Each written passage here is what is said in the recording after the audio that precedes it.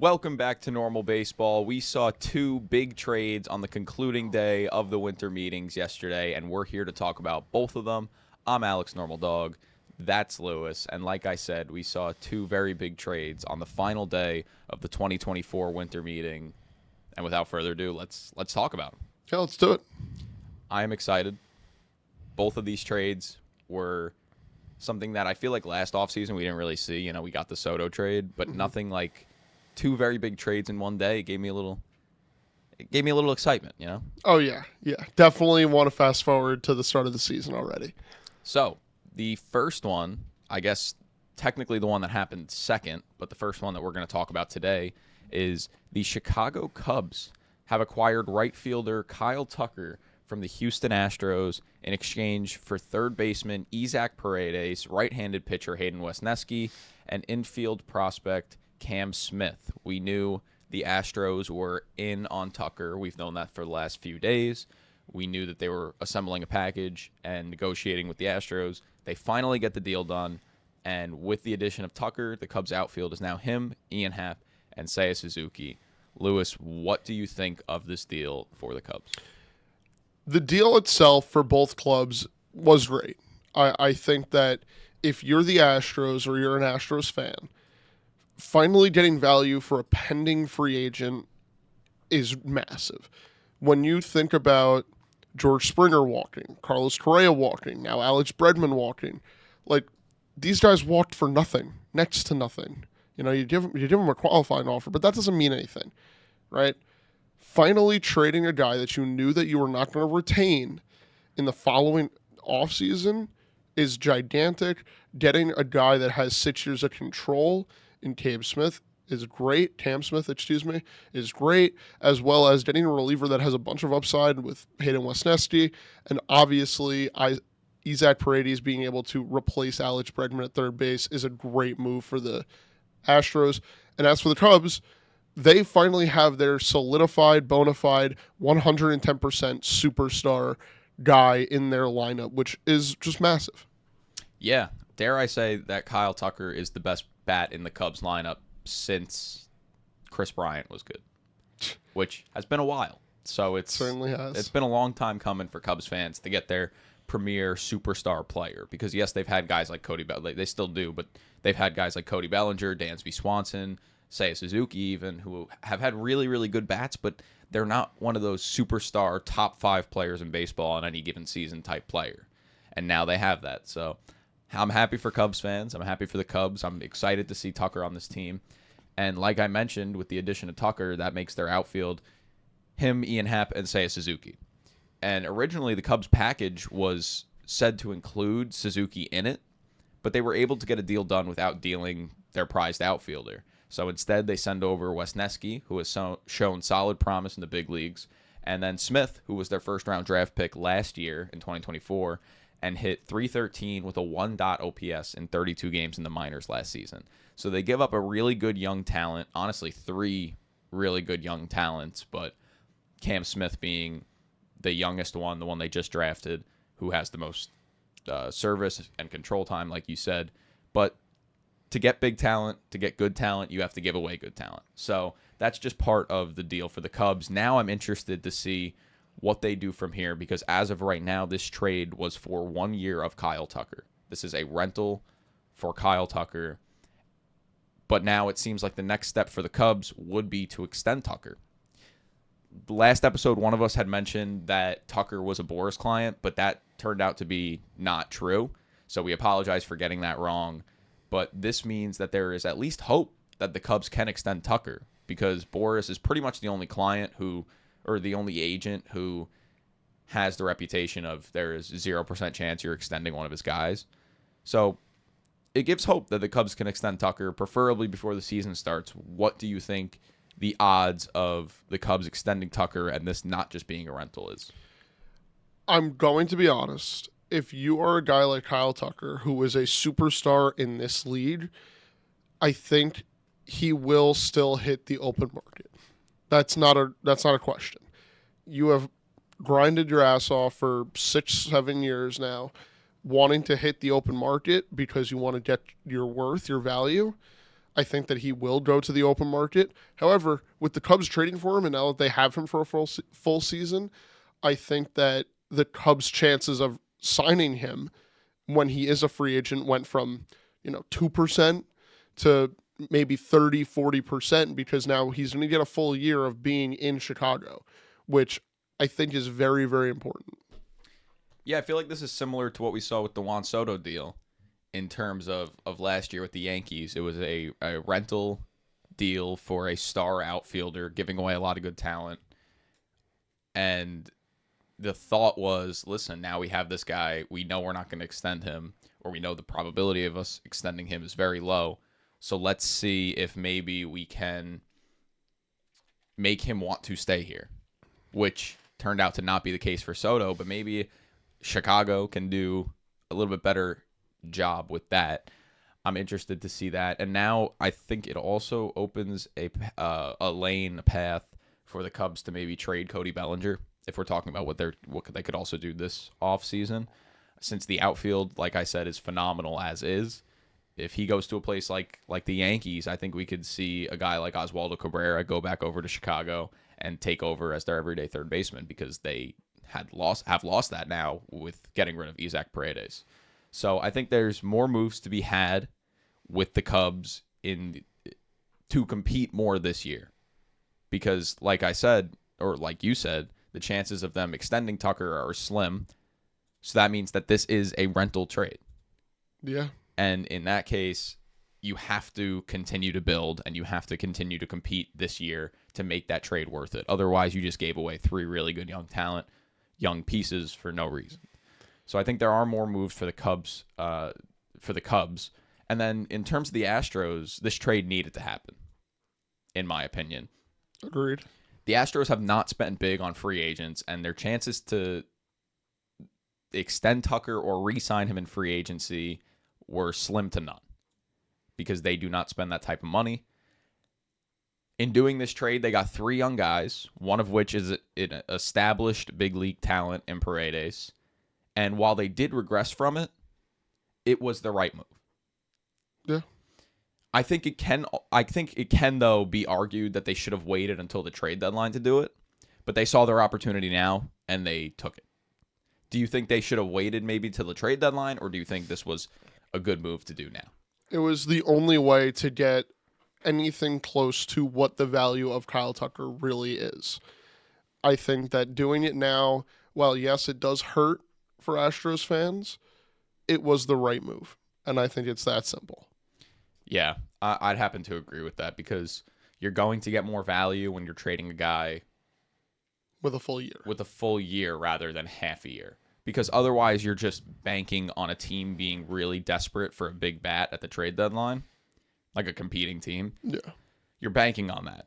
And there's always a chance that, there might be a team that needs that, but then the asking price is too high and they say, we're just not doing that. And then you're stuck with Kyle Tucker for the entire year when, maybe they're not even competing themselves.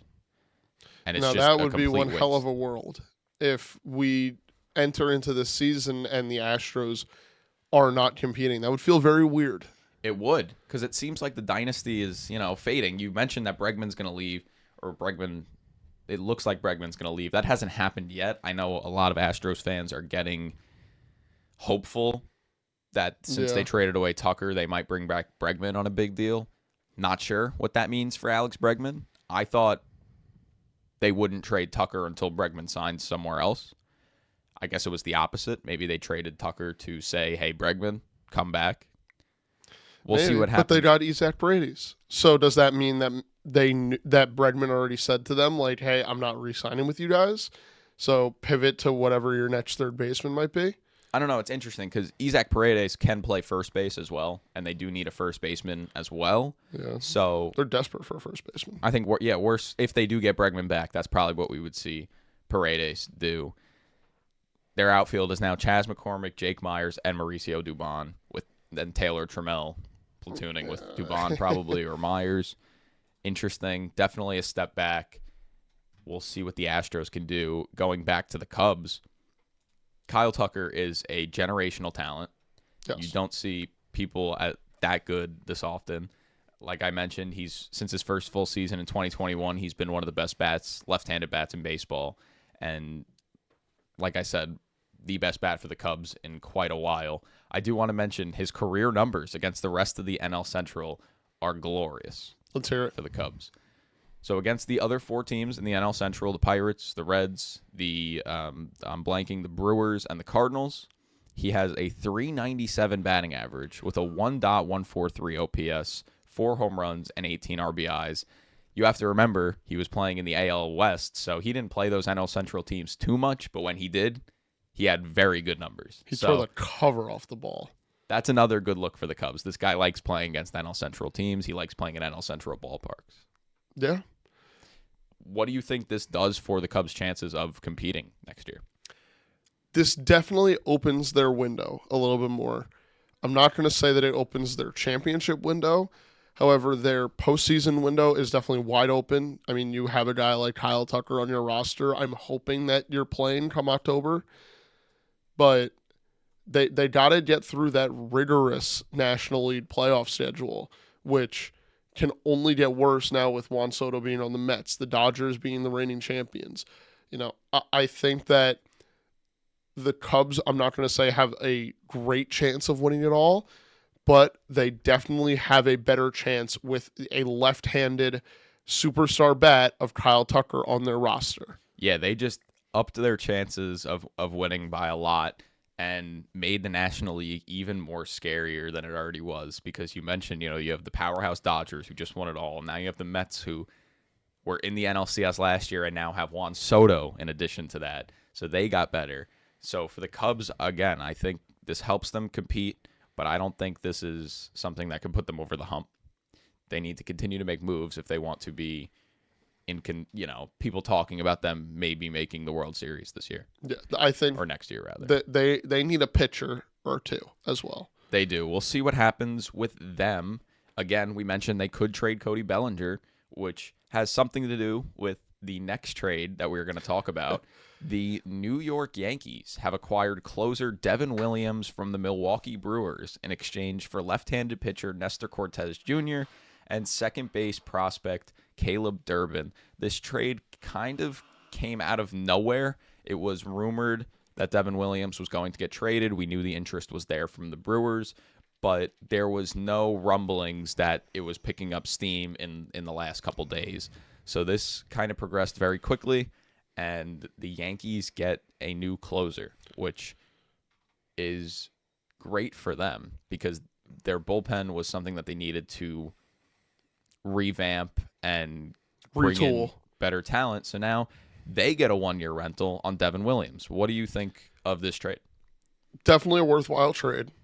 I think Yankee fans were all in agreement that Nestor Cortez had no spot in the roster. So getting rid of him was a plus. Getting Devin Williams back was a plus. However, getting rid of a guy that everyone going into the offseason was like, well, Glaber is going to walk in free agency. We are going to use Caleb Durbin at second base. To then trade him away, me personally, I'm curious to see now what the Yankees do about second base. If we go to Fangraphs, they currently have Jazz Chisholm slotted to play second base. However, I still think that he is a better third baseman, and I do think that the Yankees should be looking to bring in a second base talent or bring back Gleyber Torres. But as for Devin Williams, I think that it's an all-time move. You just solidified a bullpen that has Devin Williams, Luke Weaver, Ian Hamilton, Jake Cousins, who we both saw, and Jonathan Loizica. That's something that I wanted to mention. A lot of people have been talking about him and Weaver as a 1-2 punch, which is, yes, going to be very good for the Yankees, but I think it gets even more dangerous when you factor in Jonathan Loizica when you put him into the conversation, who just re-signed with the Yankees, like we mentioned, a 1-year deal, or I think a 1-year deal. Yes, 1 year. He missed pretty much all of last year, but when healthy, he is absolutely lethal, and dare I say, may turn into their setup man instead of Weaver. Because, hear me out, I like Weaver more in the 7th for them, because he can pitch multiple innings at a high level if need be. We saw it in the playoffs last year. We saw it towards the end of the regular season last year. He would come in for 2-inning saves or an inning and 2/3 saves. So he can span over a couple innings. So say you need him in the 6th with 1 or 2 outs. He can finish out the 6th and then go for the 7th. And then you bring in Loaiza in the 8th and Devin Williams in the 9th. Which, say what you want about Luke Weaver, he is a stud. And while, yes, it would be great if he goes back into that closer role or that setup role, I think that's just another way that you can use him if you're the Yankees, and that's the way that I think I would use him if I'm the Yankees. Because, yes, he was great for you last year, but that doesn't mean that you have to commit to him being your closer this season. What do you think that the Yankees are going to do? Because Devin Williams has to be their closer. Like, they're bona fide closer every single save opportunity he gets. That is who Devin Williams is. He's been among the best closers in baseball since 2020. I'm going to be honest. I think it's going to be a closer by committee. If Luke Weaver's hot, give him the ball in the 9th. If Devin Williams is hot, give him the ball in the 9th. I think that's how the Yankees want to do it. I don't think so. I very much disagree with that. This Devin Williams, this is a guy who has been one of among the best closers in baseball in the last 4 or 5 years. He has a career 1.83 ERA. Last season, he had like a 1.25 ERA. Incredible, insane numbers. He has a 40% strikeout rate in his career and a 157 batting average against. This is a generational talent. This is a guy who they should be looking to extend. Immediately extend this guy. And I think trading for him, you can't do closer by committee. This is a guy who needs to be on a team, and he needs to be the closer. Not because of an ego thing, not like a Josh Hader situation where he's like, I'm the closer. But I just think in terms of sheer talent, that changeup, his fastball is lethal too. A lot of people talk about his changeup. His fastball is just as good. And this is a fortified closer in a bullpen. I don't think they're going to do by committee. Okay. I get where you're coming from. I can understand it. However, I do think that Luke Weaver has proven that he is a closer as well in this league. He has, but I don't think you can take the emotion of last year and what he did. Yes, he was phenomenal, but I don't think Devin Williams is proven. Yeah. And while Luke Weaver was great, Devin Williams is a better closer than Luke Weaver. Okay. So I can't see them doing it by committee. I don't think they should let emotions of we do really like Luke Weaver dictate their closer role and their closer situation. I think it's Devin Williams' job, in my opinion. I think that's what we'll see happen. And then in terms of on the other side, the Brewers get Nestor Cortez Jr., who I guess now is famous for giving up that grand slam to Freddie Freeman in the World Series. Yeah. And then second base prospect Caleb Durbin, which is where the real value for the Brewers comes in this trade.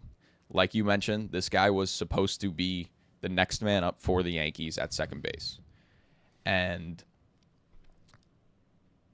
he was their first round draft pick last year, I believe. And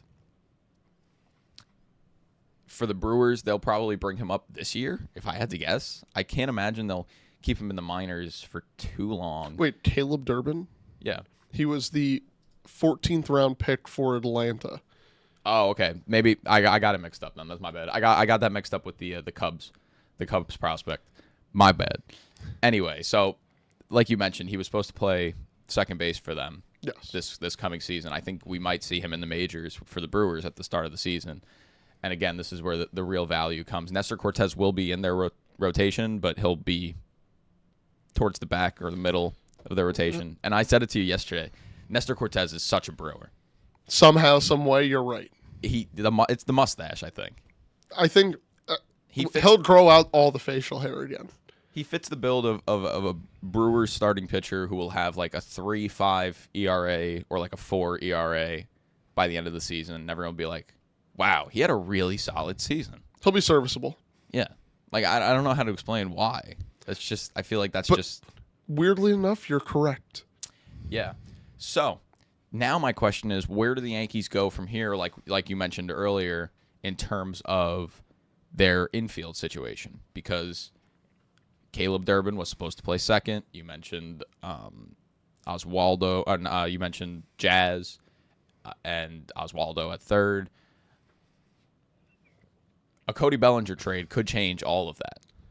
Do you think that the Yankees' next step is to trade for Cody Bellinger? Because Brian Cashman did say yesterday that they are nowhere near done.